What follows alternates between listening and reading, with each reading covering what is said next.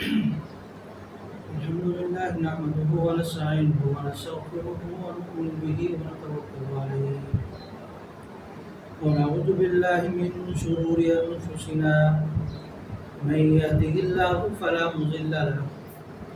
ومن يضلله فلا هادي له وأشهد أن لا إله إلا الله وحده لا شريك له وأشهد أن سيدنا وسندنا ومولانا محمدا عبده ورسوله أما بعد فأعوذ بالله من الشيطان الرجيم بسم الله الرحمن الرحيم إذا الشمس كورت وإذا النجوم انكدرت وإذا الجبال سيرت صدق اللہ العظیم۔ میرے واجب الاحترام قابل صدر احترام دوستوں، ساتھیوں، بزرگوں،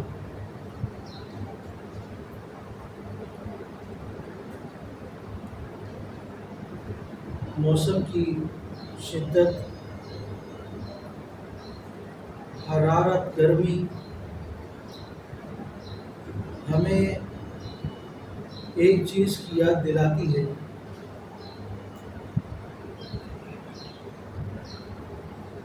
کہ آخرت میں اللہ رب العزت کی طرف سے اگر ہم پر احسان نہ ہوا یا ہمارے نامہ اعمال میں کمزوری ہوئی تو ہم پر اس طرح کا عذاب اللہ رب العزت کی طرف سے آ سکتا ہے۔ اگر عذاب نہ بھی ہو تو ایک وقت وہ آنے والا ہے جب اس سورج کو صرف 1 میل کی مسافت پر قریب کر دیا جائے۔ اس وقت اس کی حرارت، اس وقت اس کی گرمائش، اس وقت اس کی تیز دھوپ ہمارے جسموں کا کیا حال کرے گی، ہر بندہ جانتا ہے۔ آج اس گرمی میں بھی بعض جگہوں میں درختوں کو آگ لگ رہی ہے، یا گاڑیوں کی لائٹیں جو ہیں وہ پگھلنا شروع ہو چکی ہیں، یا روڈ پر لگے سگنل پگھلنا شروع ہو چکے ہیں۔ یہ وہ گرمی ہے جس کو کسی حد تک ہم برداشت کر سکتے ہیں، لیکن جب یہی سورج اپنی تیز دھوپ کے ساتھ صرف 1 میل کی مسافت پر ہوگا تو پھر اس وقت ہمارا کیا حال؟ احادیث مبارکہ میں آتا ہے کہ کئی لوگ اس وقت ان کے نامہ اعمال کو جانچا جائے گا، دیکھا جائے گا کہ یہ کتنی بڑی سزا بھگتنے والے ہیں، اس اعتبار سے فیصلہ کیا جائے گا۔ اس دھوپ کو جب ان پر مسلط کر دیا جائے گا اور وہ 1 میل کی مسافت پر آ جائے گی تو بعض لوگ پسینے کے اندر، جب نہ ان کے بدن پر کپڑا ہوگا، بالکل ننگی جسامت کے ساتھ لوگ ہوں گے، اس حالت میں بعض کے ٹخنوں تک پسینہ آ رہا ہوگا، یا یوں الفاظ میں کہہ دیا جائے کہ ایک ڈرم ہے اور ڈرم کے اندر آپ کو رکھ دیا جائے، اس میں پانی ہو تو آدمی اندازہ لگا لیتا ہے کہ یہ میرے پاؤں تک پانی ہے، میرے ٹخنوں تک پانی ہے، میرے گھٹنے تک پانی ہے۔ تو اس طریقے سے مختلف لوگوں پر مختلف عذاب آ رہا ہوگا اس سورج کی تپش کی وجہ سے۔ بعض ٹخنوں تک پسینے میں ہوں گے، بعض گھٹنے تک، اور حدیث میں آتا ہے بعض کے ناک تک پانی آ رہا ہوگا، وہ اتنا پسینے کے اندر ڈوب چکے ہوں۔ اللہ رب العزت ہمیں اس وقت کے اس عذاب سے بچائے جب یہ 1 میل کی مسافت پر یہ سورج ہوگا اور ہمارے پاس کوئی ایسی چیز نہیں ہوگی جس سے ہم اپنے آپ کو بچا سکیں۔ حدیث میں آتا ہے صرف 7 لوگ اس دن اللہ کے عرش کے سائے میں ہوں گے جو اس تپتی دھوپ سے بچ سکے۔ 7 لوگ، اس کے علاوہ تمام لوگ اس ضد میں آ جائیں گے اور اللہ رب العزت کے اس عذاب میں مبتلا ہو جائیں گے۔ دعا کریں اللہ رب العزت ہمیں ان 7 لوگوں میں شامل فرما دے۔ وہ 7 لوگ کون ہوں گے؟ سب سے پہلا شخص وہ عادل حکمران، انصاف کرنے والا، لوگوں میں رعایا میں انصاف کے ساتھ اپنے معاملات کرنے والا، کرپشن نہ کرتا ہو، لوگوں کے پیسے نہ کھاتا ہو، بلکہ ہر ایک کو اس کا پورا حق ادا کرنے کی کوشش کرتا ہو۔ تو ایسے حکمران کو اللہ رب العزت اپنے سائے میں رکھیں گے۔ اچھا، یہاں پر جب ہم عادل حکمران کی بات کرتے ہیں تو ہمارا ذہن فوراً وزیر، مشیر اور اسی طریقے سے وزیر اعظم، صدر، ان کی طرف چلا جاتا ہے کہ یہ حکمران ہے۔ حالانکہ اگر دیکھا جائے ہر شخص کسی نہ کسی درجے پر ایک حاکمیت کا درجہ رکھتا ہے۔ اگر ایک مرد ہے تو وہ اپنے گھر کے اندر حاکم ہے، ایک شوہر ہے تو وہ اپنی بیوی کے لیے حاکم ہے، ایک باپ ہے تو وہ اپنے بچوں کے لیے حاکم ہے، ایک کارخانے کا مالک ہے، دکان کا مالک ہے، اس کے ماتحت جتنے لوگ کام کرتے ہیں ان سب کا وہ حاکم ہے۔ تو یہ سارے لوگ اس میں آتے ہیں، اس کی حاکمیت میں شامل ہو جاتے ہیں۔ تو کوئی بھی بندہ اس سے نکلتا نہیں ہے۔ صرف یہ حکمران اس سے مراد نہیں، بلکہ ہر وہ بندہ جس کو حاکمیت کا درجہ اللہ نے دیا وہ شامل ہے۔ تو سب سے پہلے عادل حکمران جو ہوگا اللہ رب العزت اس کو اپنے سائے میں رکھیں گے۔ دوسرا وہ شخص جس کی پرورش اللہ کی عبادت میں ہوئی۔ یہ کس طریقے سے؟ کہ وہ چھوٹا تھا، ایک لڑکپن میں تھا، بچپن میں تھا، اس وقت سے اللہ کے قریب ہے، عبادت میں مصروف رہتا ہے، اور آج بڑا ہو گیا پھر بھی عبادت اس سے نہیں چھوڑی۔ 10-12 سال سے وہ عبادت میں لگ گیا، 10-12 سال کی عمر سے، اور مسلسل عبادت کرتے جا رہا ہے۔ ایسے شخص، ایسا نوجوان جو اللہ کی عبادت میں رہتا ہو، اس شخص کو اللہ تعالیٰ سایہ نصیب فرمائے۔ تیسرا وہ شخص جس کا دل ہر وقت مسجد میں معلق رہے، وہ شخص جس کا دل ہر وقت مسجد میں معلق رہے، یعنی 5 وقتہ نمازوں میں وہ شرکت پوری کی پوری کرتا ہو، سستی نہ کرتا ہو، صرف جمعہ مسجد نہ آتا ہو، بلکہ 5 وقتہ نماز میں مسجد میں حاضری دیتا ہو، اس کا دل مسجد کے اندر لگتا ہو، مسجد کے معاملات میں جڑتا ہو،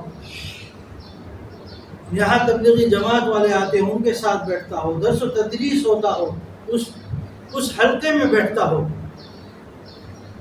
قرآن پاک کو صحیح کرنے کا اہتمام کرتا ہو، یعنی اپنا زیادہ سے زیادہ وقت وہ مسجد میں صرف کرتا ہو، ایسے شخص کو اللہ رب العزت اپنے سائے میں رکھے۔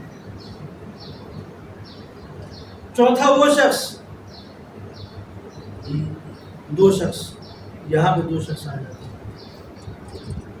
وہ بھائی بہن بھی ہو سکتے ہیں، بھائی بھی ہو سکتے ہیں، دوست بھی ہو سکتے ہیں، رشتہ دار بھی ہو سکتے ہیں، پڑوسی بھی ہو سکتے ہیں، علاقے والے بھی ہو سکتے ہیں، ایک جگہ کام کرنے والے بھی ہو سکتے ہیں۔ وہ دو شخص جو صرف اللہ رب العزت کی رضا کے لیے ایک دوسرے سے محبت کرتے ہوں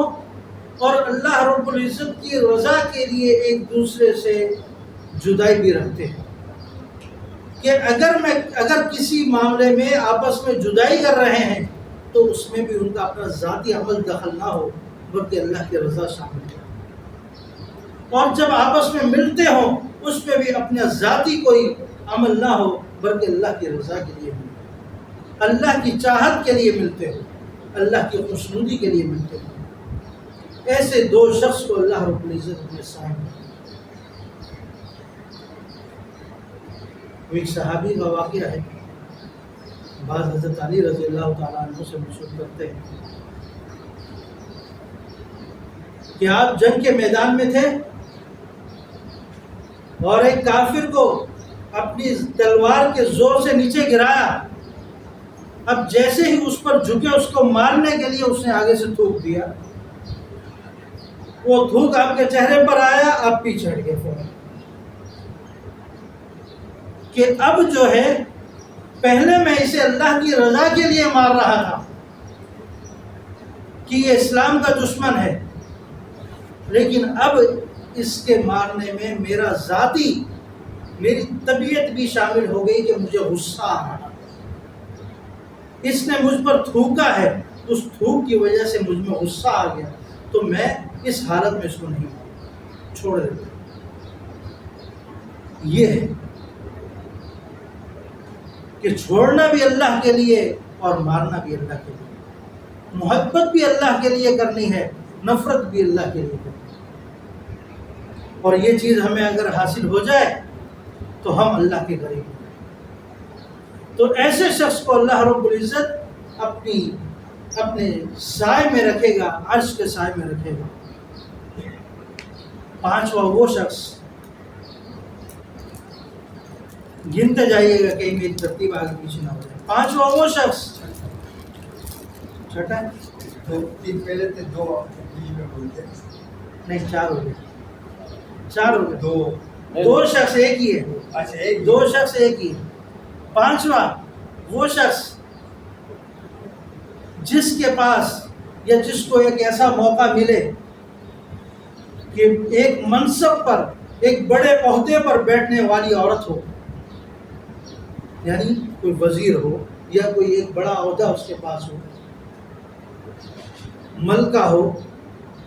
یا وزیر اعظم ہو، کوئی ایک بڑا عہدہ رکھتی ہو اور اس کے ساتھ وہ خوبصورت بھی ہو، اور اس مومن بندے کو وہ اپنے پر حاوی کرنا چاہے، گناہ کے لیے راضی کرنا چاہے، زنا کے لیے راضی کرنا چاہے، تو ایسے موقع پر ایک عام آدمی فوراً تیار ہو جاتا ہے، کیونکہ ایک تو سامنے منصب ہے اس کے پاس، دوسری خوبصورتی بھی ہے، طاقت بھی ہے، سب کچھ ہے۔ تو عموماً لوگ حضرت یوسف علیہ السلام کی مثال یہاں پر واضح ہے۔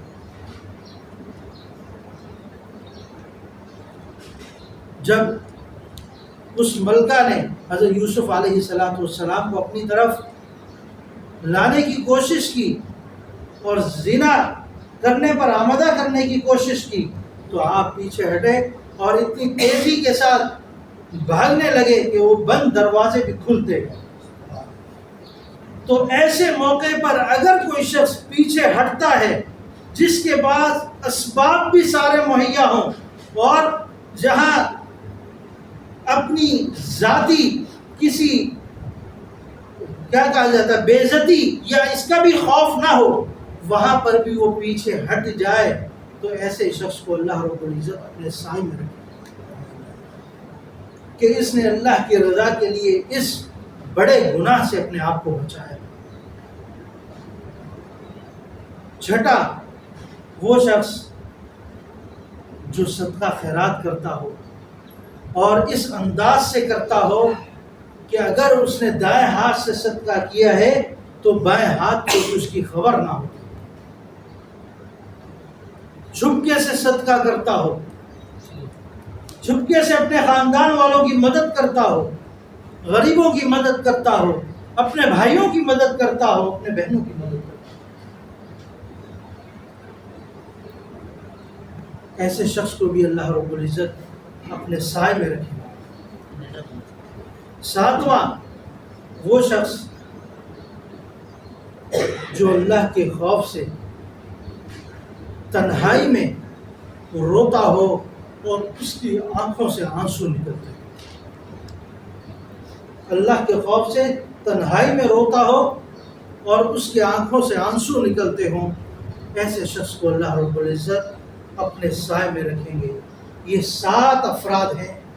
جن کو اللہ رب العزت اس وقت اپنے سائے میں رکھیں گے۔ میں نے ابتدا میں عرض کیا تھا کہ جب یہ سورج آج اپنی گرمی برسا رہا ہے جو ہماری برداشت سے باہر ہے، آج اگر ابھی یہاں پنکھا نہ چلے تو شاید یہاں بیٹھنا ہمارے لیے ممکن نہ ہو۔